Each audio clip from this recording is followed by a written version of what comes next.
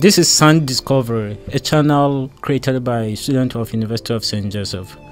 I'm Sadik from Department of Social Work, and today I'll be having an interview with Professor Victor concerning emotional support network within the community of Macau. So it's good to have you here, Professor Victor. It is my pleasure, Sadik. Thank you for the invitation and congratulations for this initiative. Okay, thank you. First of all, I would like you, if you could please tell me a bit about emotional support in the community. Well, I think that Macau is a place with lots of resources, not just physical resources, but also human resources. And I think that in Macau we have many agencies in the community who have professionals that can provide emotional support. I know that the government, named by the Social Welfare Bureau at a community level, and also the Health Bureau in a more medical level, they invest a lot and they support the community to create agencies and services to help people. So I think that the services and the people to provide emotional support are there. This is my real belief.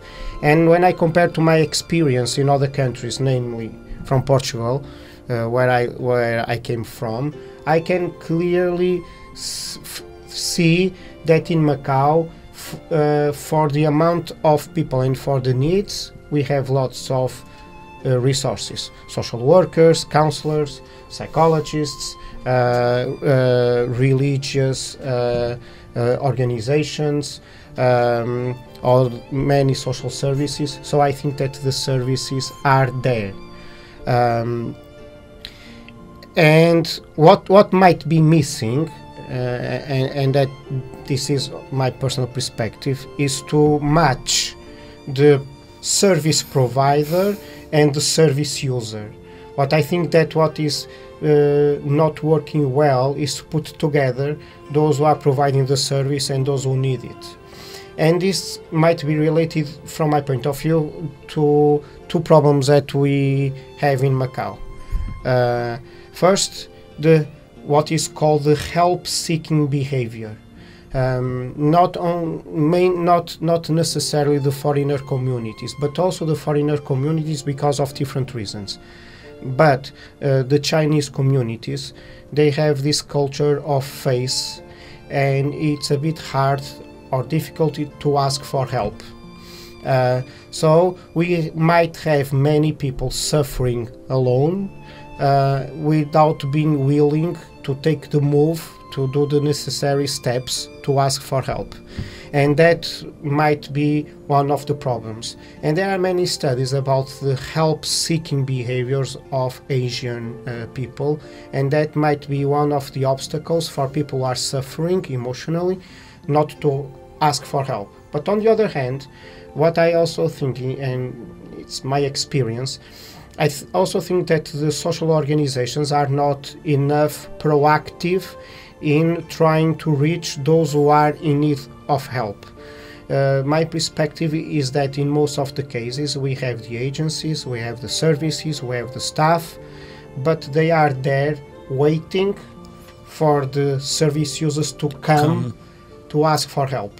And my experience and what I already know is that exactly because we have this problem in help-seeking behavior, I believe that the service providers should be more proactive in getting out of their offices, getting out of their agencies, go to the field and to see exactly what are the needs. Okay. Professor, secondly, what is the characteristics of Macau citizens? What are the characteristics of Macau citizens? Yeah, community. When we talk about what, can you be... The characteristics about their behavior, the culture, the values. Well, I think that when we read the statistics of the population of Macau, and the Statistics Bureau of Macau publishes every year the Macau Yearbook with very detailed information about the population in Macau, we know that we have a big community of Chinese population. So the most important is that. The second community are the Filipinos.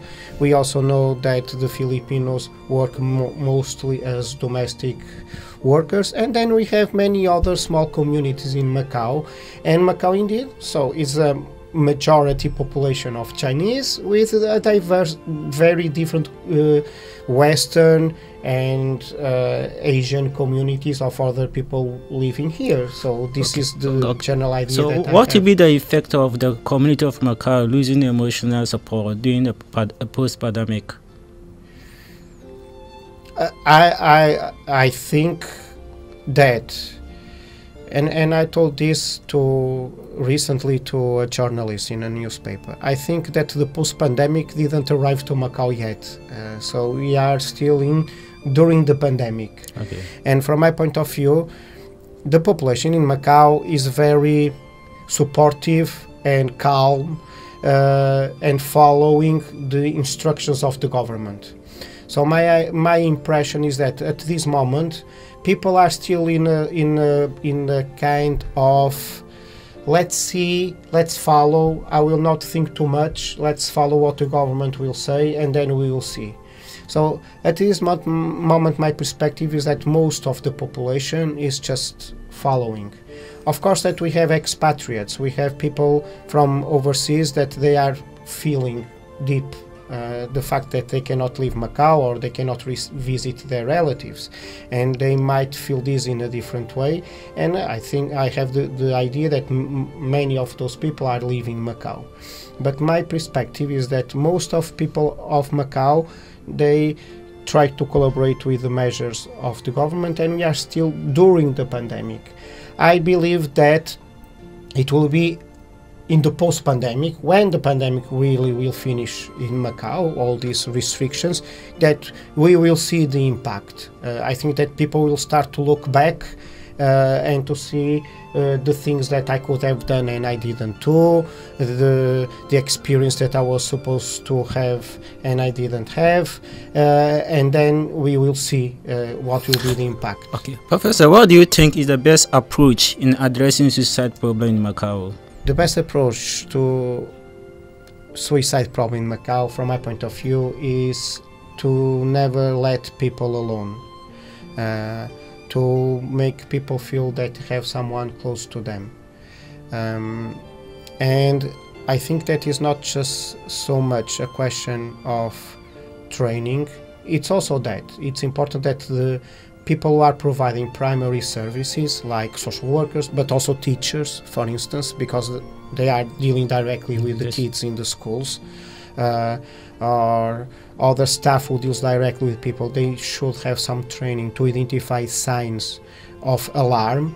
But more important than that, I think that is to create a culture in which people feel that they have support and they can ask for help to someone who is close to them. And even when they don't have someone close to them, if they don't have it, will be more complicated. So to have always someone close to, not to leave people alone, is the most important. To have a culture in which people feel accompanied, that they have someone. This is the most important. Okay. So, Professor, what do you think is suitable to communicate in schools, parents, and also social organizations in addressing social issues in Macau?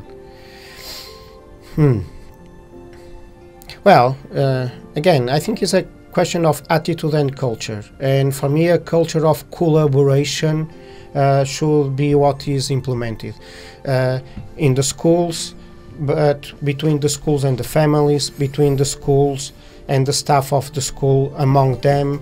I was talking with you before coming to the interview about the importance of have teamwork, collaboration between teachers, social workers, psychologists, the principals, but also between the schools and the other agencies who are also working with the kids, and also involving parents. So indeed, to have a culture of collaboration in which we have people talking and being partners in the support that we give to different people is the best. And indeed, sometimes I still see that people are very closed in their own field of action.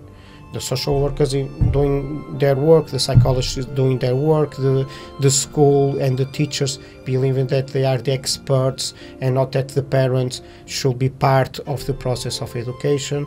So I think that sometimes I believe that people are a bit afraid of exposing themselves and sharing with the others what they are doing, so they prefer to hide and to protect their field. And I think that we all would benefit if there would be more collaborative approach in the way people works in Macau. I understood that the University of St. Joseph is providing counseling to the community of Macau and also the students. Also, what is the limitation of this counseling? How do you reach the community? Are you sure that the community of Macau are aware of this counseling department that you are providing? Well, we are just starting to provide that service. The biggest limitation is human resources and space, because we are just starting and we don't have human resources and space. We have a full-time counselor who works full-time available to support our students and our staff, and we are creating a database of freelance or visiting counselors to work with us to expand our service to the community.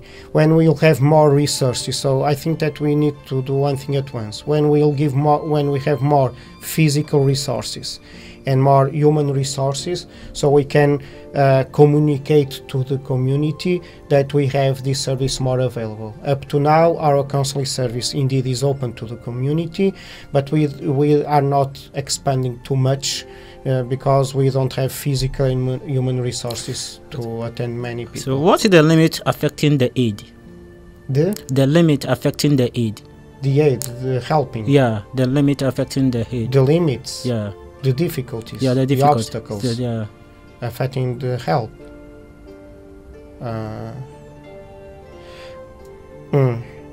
Well, I believe that the most important difficulty in Macau is related to what I said at the beginning, to put together the person who is willing to help and the person who needs the help, to make them together.